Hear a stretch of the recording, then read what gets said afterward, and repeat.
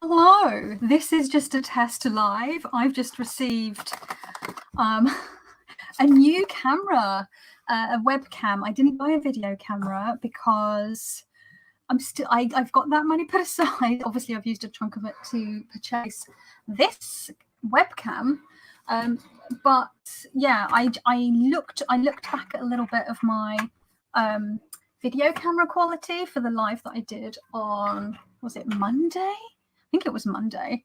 And oh my goodness, it was so fuzzy. It was just awful. The sound was fine because I've got this well, you can't see, I've got a snowball mic here that I have on a mic arm, but I'm just like, this is just embarrassing, quite frankly. I've been YouTubing for over 6 years, and this is the quality of bloody camera that I'm using on my laptop. The thing is, the camera on my old laptop that died at the end of 2020, the camera on that one was better than the camera that's on my newer laptop, weirdly. And I think it's just loads of people don't really use their laptop cameras. Maybe people do buy separate webcams. Wow, there's like a whole bunch of people jumping in. So I just thought I'd give it a go. And I was sort of trying to test it, but the screen was really small. So now I'm just sort of testing it on StreamYard. I will also at some point test it on YouTube, because I don't know. It seems that when I use my laptop camera via StreamYard, the picture's a little bit better. So I think sometimes it's an issue with YouTube as well and the processing. So I'm just going to see what we've got in this. There's B is here. Hi, B. Shauna, Tycon, Stephanie, hello. Gerald, how are you? Brian, Amanda, goodness me. Sam, hi, Sam. Carly. Wow, okay, that's a surprise for a test live, but it looks all right, doesn't it? What do you think? My lampshade's still wonky from the other day. I'm just trying to get the arm. This bloody mic arm is a little wonky. It won't stay where I want it to. I need like a counterweight. I think I broke the counterweight on it. This was an expensive mic arm as well. My spouse sorted it out for me because they are a recording engineer and a musician. I'm like, don't mind. Let's see. That's a bit better. It's so clear. I think this is the clearest my video footage has ever been. I will eventually get, I know I keep saying it. Do you know what it is? Buying a video camera is scary for so many reasons. Because A, it's expensive. B, I'm doing A and B, but holding up 1 and 2. 2,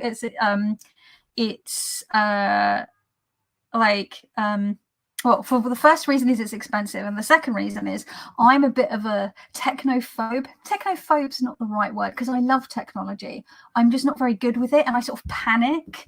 And I know there's usually a steep learning curve, and I need to. You then have to like learn how to use the thing, and then you usually have to buy extra things to go with the thing for the camera, like extra battery packs and a better ring light and all that jazz, and it all starts to add up. So let's see. Calla Lily, hello Calla Lily. Amanda G. So yeah, I've been really busy seeing as I'm here now. I've been really busy all week with doing stuff for my next shop update, and my shop is currently on strike because I'm joining in the Etsy strike. Because I was meant to be doing a shop restock this Sunday, but I'm not, because it's still during the strike, and I didn't want to do that. So, but yeah, I've been cutting out pouches, sewing pouches. Today I've cut out a couple of spread cloths. I'm hoping I'll be able to get them. I mean, I should. This is the thing. I make a bunch of stuff, but then that's not the end of it, right? I have to then photograph everything, and then I need to edit all those photographs, and then I need to create all of the listings. And I also, in between that, need to be posting on all the social medias and doing promo shots and doing the graphics to make sure that people know when the shop updates are. So it's never just, right, I've sewn a bunch of stuff, brilliant, let's go. It's like then, so I need all of next week, and it's a short week because we've got the Easter weekend, to be able to photograph, edit, and promote and create listings and all that jazz. So it's a busy couple of weeks for me. And the reason it's just sort of really pushed is because I wasn't very well last week or the week before, and it just sort of, it's put me behind. I can't seem to like get into a groove because my body just craps the bed on me, basically. It's the problem with living with chronic illness. Etsy are pissed at me. I usually buy something every other day.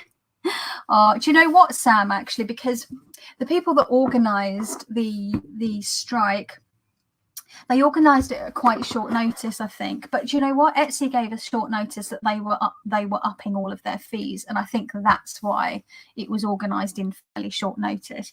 And originally the people that organized it said, you know, buyers, put your shop on holiday mode, vacation mode, and buyers, people and your customers, boycott Etsy. But the problem is there are people that cannot afford, for whatever reason, to put their shop on hold. I mean, it's squeezing me, honestly, a bit to be putting off my shop update on Sunday, but I'll manage. But there are people that really do rely on that sort of weekly income. And so a lot of people have changed their messaging to buy from the shops that are still open on Etsy if they're sort of small, handmade, handcrafted artisans. Like, you know, don't be buying from the drop shipping or the print on demand, or, you know, the people that obviously resell stuff. But, you know, small handmade or sort of, custom made items. You know, please do still support those shops, because those small shops are still open because they need to be. There's been some people that have been quite rude. Some shops that have been striking have been having a go at the small shops that haven't been striking and calling them scabs. It's a whole thing. It's ridiculous, when they need to understand that not everyone can afford to do it, and that's fine. I don't want anyone to be suffering, you know. Are we sort of, is this going to do anything? I don't know if Etsy will listen, but gotta try, right? They're taking the piss, honestly. We've got to try and do something. And maybe, you know, it starts with a small thing, and, you know, a movement takes time and change takes time. So maybe this is one of the first little things, right? But it seems I keep seeing more and more shops sort of doing it, which is great. Let's see. I get that if I can help, though.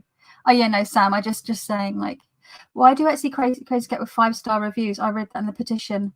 I don't get frustrated with 5-star reviews. I love 5-star reviews. No, it's not that. I think you're getting mixed up with the Star Seller program. The Star Seller program was introduced on Etsy in September last year.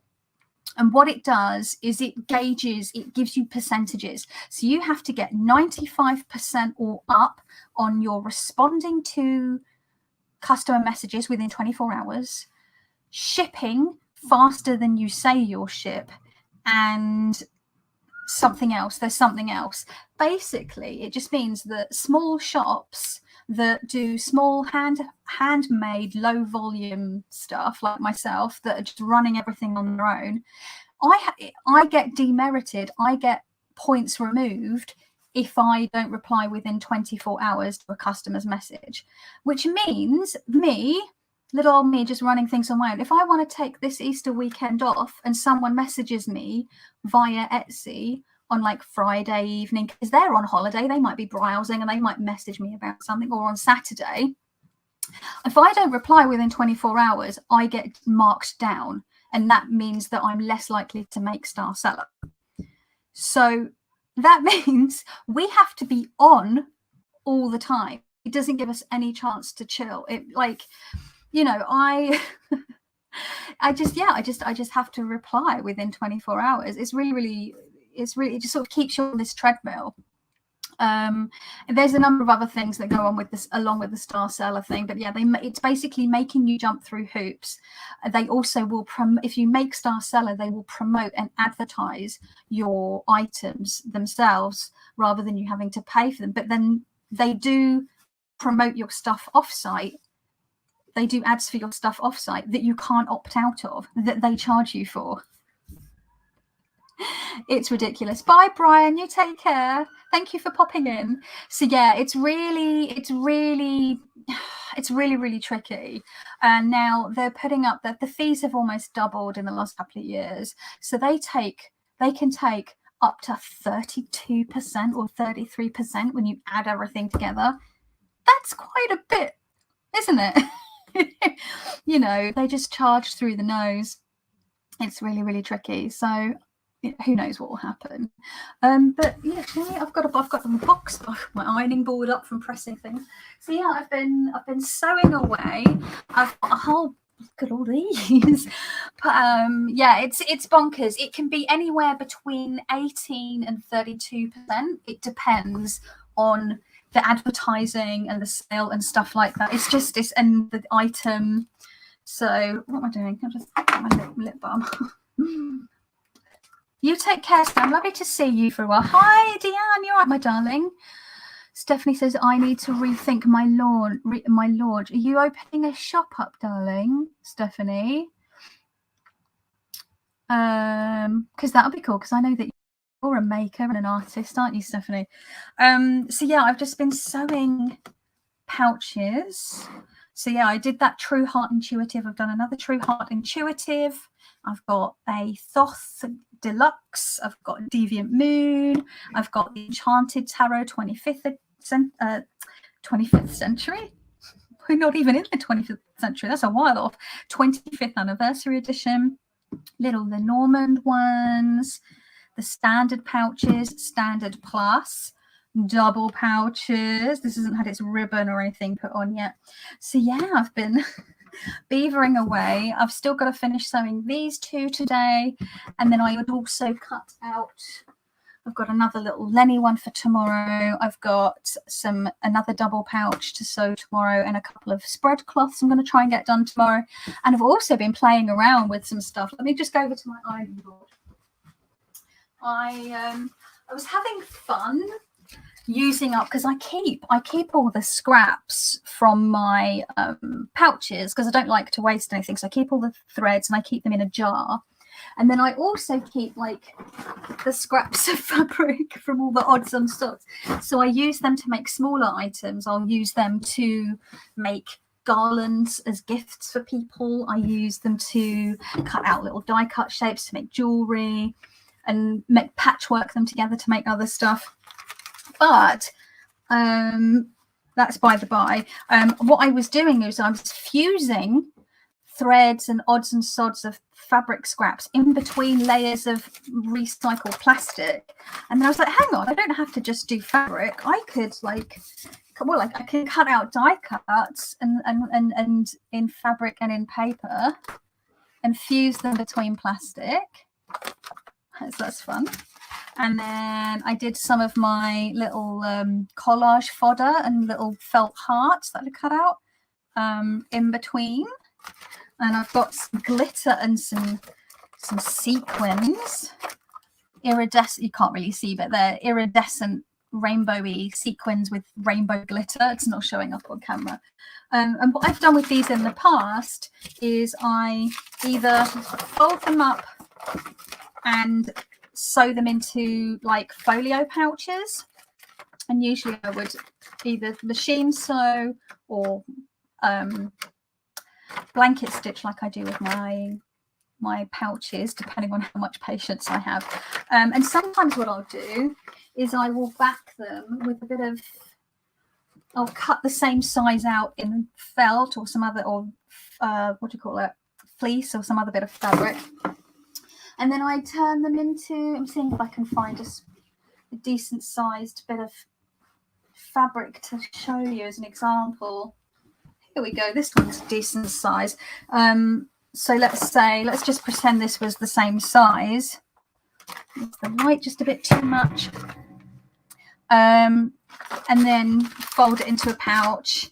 And then I do like a little, what's the little thing you call where you have like two or discs, circles of like paper or plastic and a string, and you sort of wind them between each other to sort of keep it closed, or like a popper snap, plastic popper snap. So I think I'm going to do a few of those, at least a couple of those for the shop.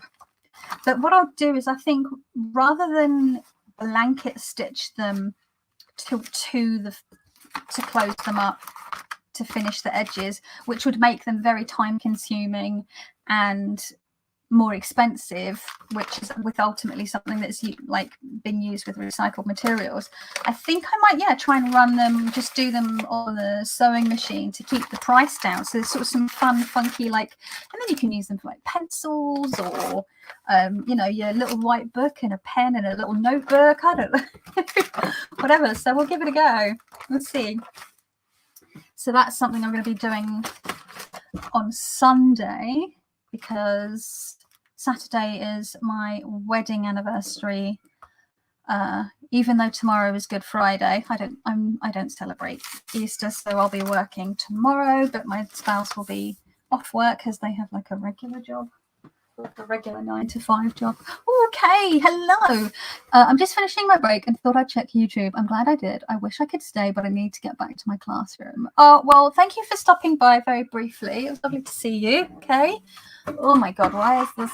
Let's get this to stay. There we go. But yeah, this is better. I also think because I no longer film in my kitchen, the kitchen was right in, the window was right in front of me, so I always had good light, even on my laptop camera. But here I'm under the eaves and the light is behind me, so I think that's also contributed to crappy camera footage. And you know what? When I did my live on Monday and I was showing all the decks and all the books that I had bought in the last like couple of months, I missed one out. I went to put some of the decks back, and there was one on the side that I had forgotten. So I should get that, shouldn't I? Hang on. Where is it? I think it's under here. It might still be separated into pips and trumps. So it is Le Tarot Archétypal by Dystopia Tinta, Arcana Sacra.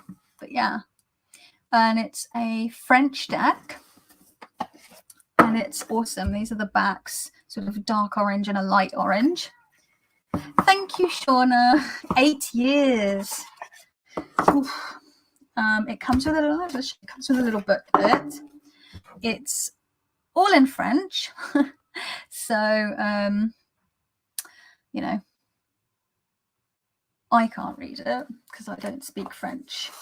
And then the cards, there's like, I've obviously still got it separated. Hang on, let's see, into, majors and minors.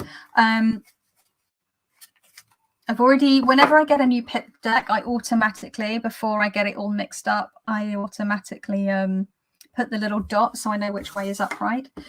But I love this. It's called Tarot Archetypal, I think, because it uses sort of archetypal imagery. It strips away all the bump and provides sort of really distilled imagery. I don't want to say simple imagery, because the imagery is still very beautiful and very artistic and decorative, but it's a distilled image.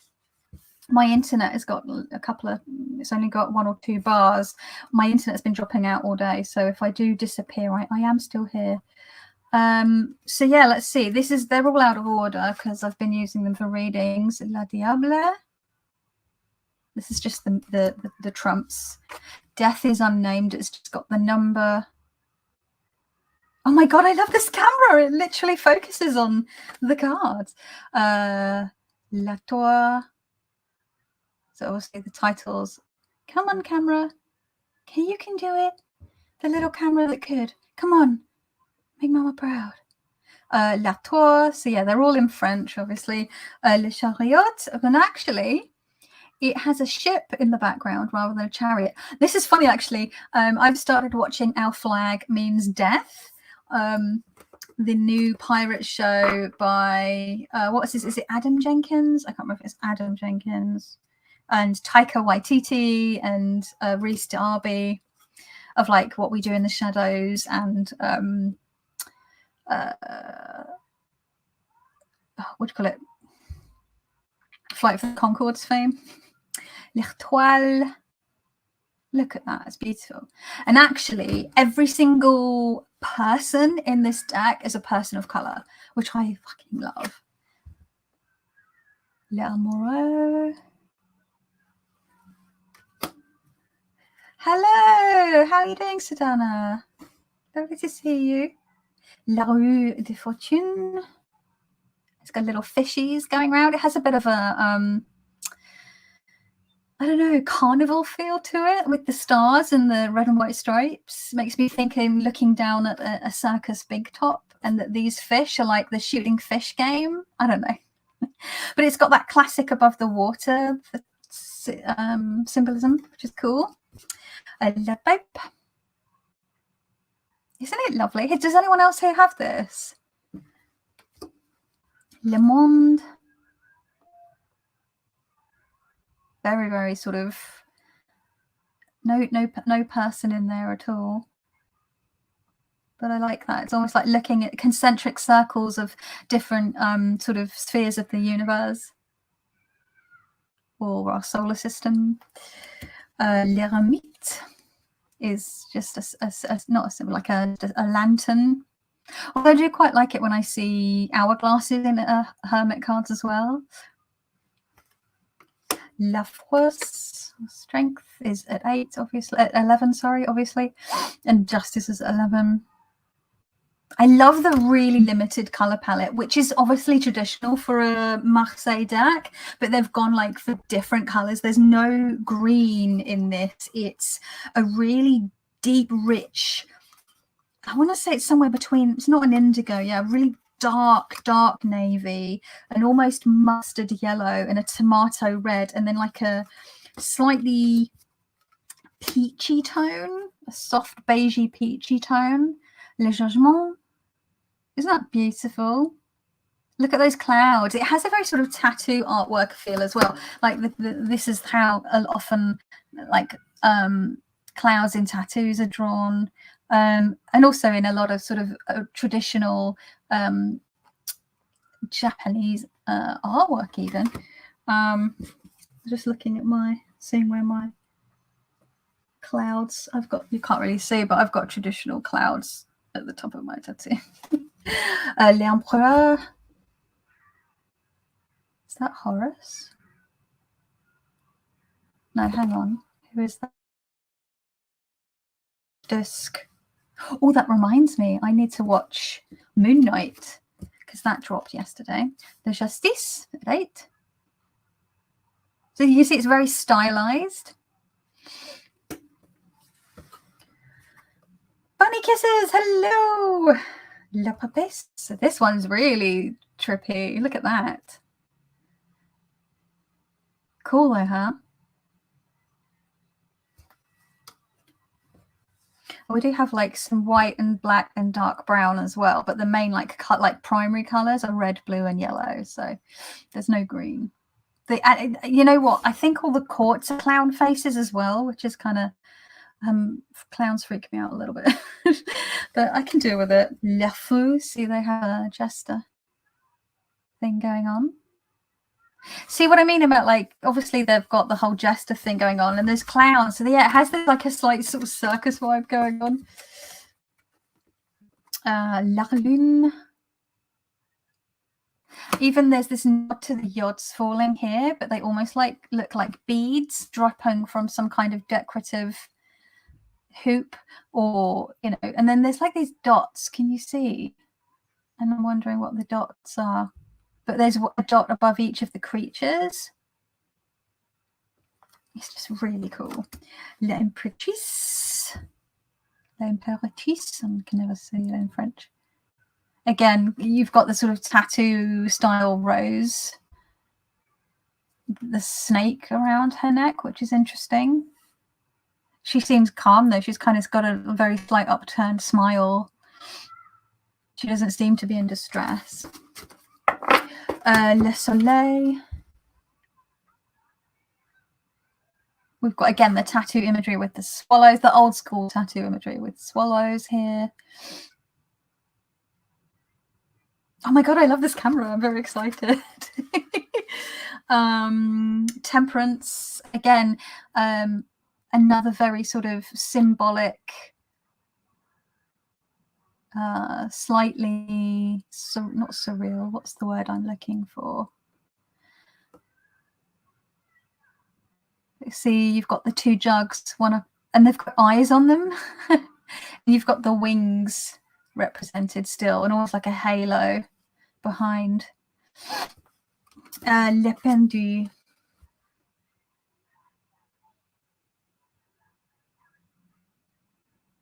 Come on, camera. Doesn't want to focus on this one. Weird. So that's all of the trumps. I'm just going to have a quick look through the chat. I want to come across the pond and play. I'll bring donuts and craft materials. That would be awesome, Stephanie. Should tell Etsy that God only asks for 10% who they think they are. Oh my God, that's amazing. Yes, Tycon, right? Like the cheek of it. Oh, I didn't realize Sam was going to the theatre. Goodness. Kay, so I caught Kay's. Thank you to all the happy anniversary messages. I think meow meow.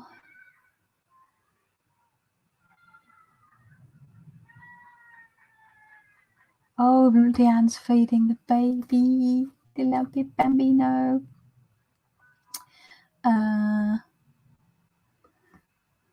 Where's Liz? Spazy Rising, hello. How are you? Sadana, you want to see the box? It's the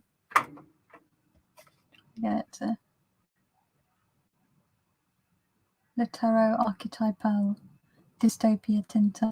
I'll put the link in the bottom once I've finished the live.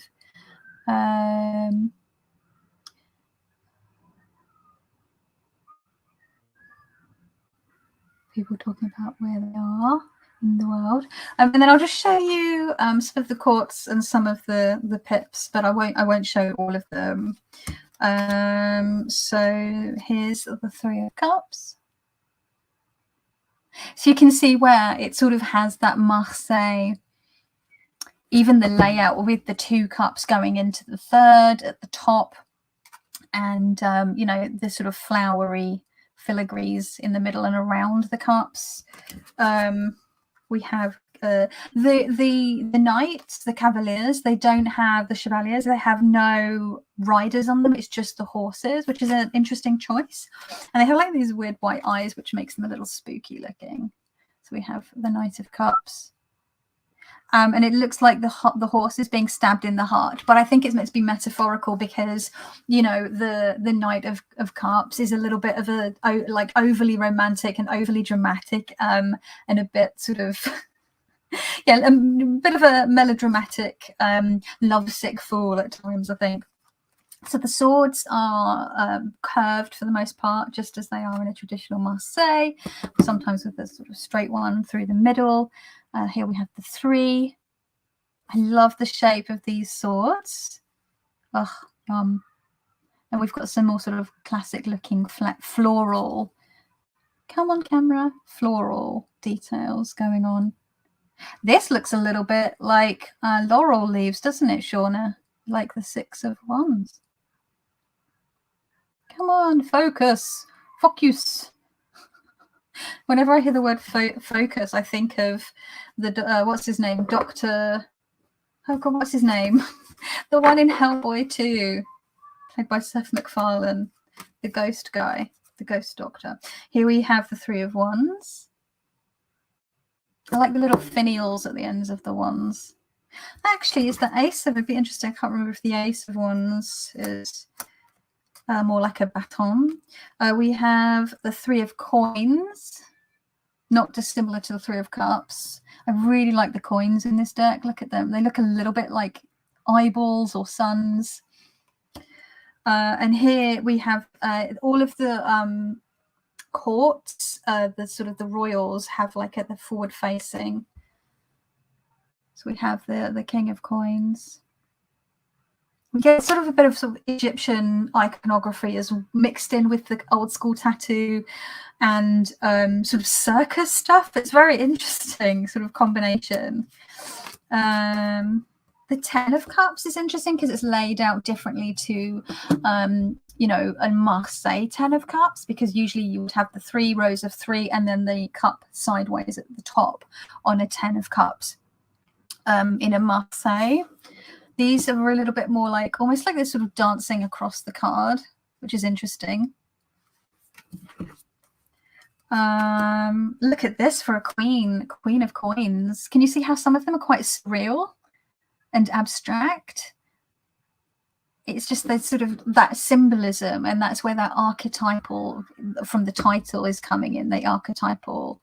I am intrigued by these like sort of weird arrow-like, or like bird. They almost look like bird feet footprints, but there's only like one of each on each side. She's got like a disc for a head and a coin, and like the coin, and then there's an eye. It's almost as if, because can you see there's sort of almost like a handle, so it could almost look she's holding up a mask or a mirror in front of her face. The valet, although that's it, the valet are all clowns because they're young and foolish. I don't know. So we have the valet de bâton. See, this baton, this wand is different to the ones that we saw in the previous card in the 3 of Wands. Let's see. Here's the ace. Isn't that pretty? We've got a nautical style again, more tattoo imagery going on. Just see if there's anything. The aces are so pretty. Love that. So yeah, I think, you know, it's really easy to read with. I've used it quite a bit for my tirage en croix readings. And as you could see, I had the pips and the trumps separate. This is an interesting take on the 10 as well. Look at this for the swords. So that it's a bit like, it puts me in mind of the Tower de Marseille Papolka, which has some like really Marseille elements, and then bits of where it just sort of goes and does its own thing, and it's just more of a pip deck. It's like a real hybrid. Roi de Api. So all the kings seem to have these like headdresses on. And the Queen, again, another sort of abstract looking. They have great earrings, all of them. I want all of their earrings. So yeah, the 2 of Coins is always nice to look at, isn't it? That was the snake. So it's 1748, Anais Pradal, Dystopia Tinta 2019. Oh, so this is 3 years old almost. Another valet. See, with the sort of clown face. So yeah. Oh, here's another knight. See what I mean about sort of the white eyes, almost like they don't have a pupil. I've seen I think someone had done a video where they had actually drawn pupils onto them because it freaked them out, and I was like, I kind of like that they look freaky, but if it means that they're able to use their deck, then I think that's fair enough, you know. Once you've bought the deck, it's yours. Do what you need to do. Who am I to talk? I mean, goodness me, I've done all sorts of things to decks. I love how the stance of each, so I'm just catching my elbow on my table, the stance of each horse sort of indicates the character of the knight. So here that we have the Knight of Coins, and they're sort of upright and almost like how the Knight of Coins is more staid and more practical and more sensible and goes at a more like the Knight of Coins is the slowest of the 4 knights. They're the most methodical, right? Makes sense because they're earth, and you sort of get that because there's almost barely any movement. They're just lifting up their leg, but there's no sort of other sort of movement going on in the card. It's just really, really clever. And here we've got the Ace of Cups. So yeah, that was the deck that I had forgotten to show, but it's lovely, isn't it? To me, the white eyes on the horses indicate energy. Indicate energy in what sense, though, do you mean? Because, you know, the Knight of Coins is, they've all got white eyes, and but yet the stance indicates the character of that card. Should we have a look at them all, the horses? Find them all. Yeah, okay, and then let me just find the cards so you can see them all together. It's going to be, it was one of the first pit cards, wasn't it? There we go. So sorry for the noise if anyone's got headphones on. So the first one that I showed, we had the Knight of Cups rearing up, you know, that tumultuous emotional energy, the bleeding heart, because they've got the arrow in their heart, very melodramatic. And then we have, interestingly, we have the Knight of Swords, trying to get the camera to focus on it, but they've got a red hand, and I don't know if that's something to do with, because I get there's some sort of like indigenous American, Native American iconography in a couple of the cards as well, so I don't know what the relevance of that is. And I don't speak French, so I don't know if it's mentioned in the book. I guess I could type it in and try and use Google Translate. And they have these like moon-like images or prints on their body as well. No, I like that they've got the spiky mane, because that's sort of like the spikiness of the sword and the sharpness of the mind for the air card and the thoughts and ideas. The baton, they seem pretty chill, actually.